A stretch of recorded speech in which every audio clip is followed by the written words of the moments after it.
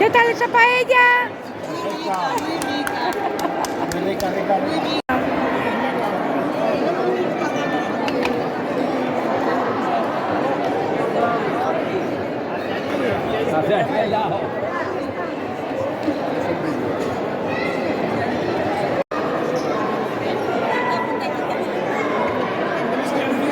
¿Qué tal esa paella?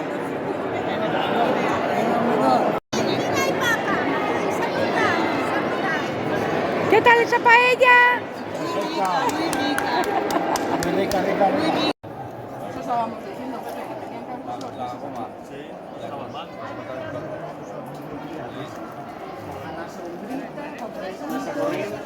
¿Qué, Luis? Tiene que haber puesto las mesas ayer.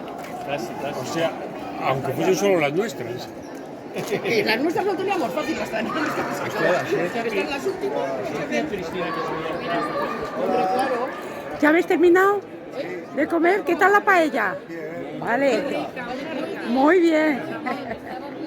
Aprieta, ¿eh?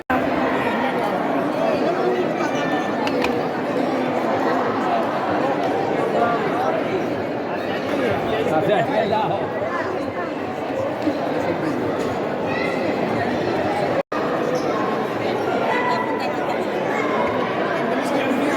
¿Qué tal esa paella?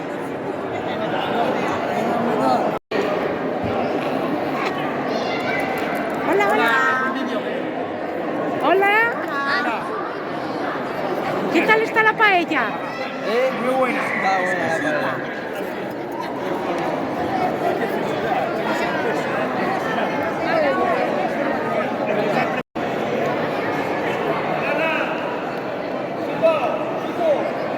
Silvo, hola.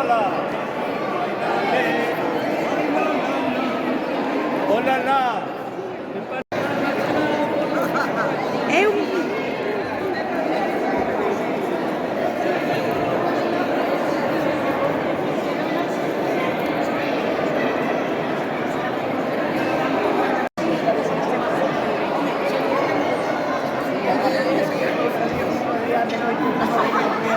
Para el año.